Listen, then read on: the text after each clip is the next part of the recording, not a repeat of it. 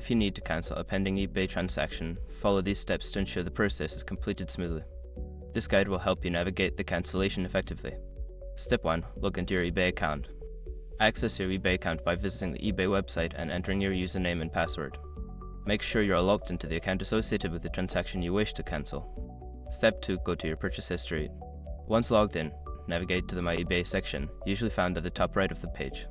Click on Purchase History to view all your recent transactions, including pending ones.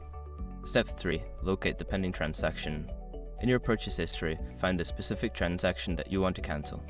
Look for any items marked as pending or awaiting payment to identify the correct order. Step 4. Select the transaction and choose Cancel. Click on the transaction to open its details. Look for an option that says Cancel Order or Request to Cancel. Click on this option to initiate the cancellation process. Step 5. Confirm the cancellation.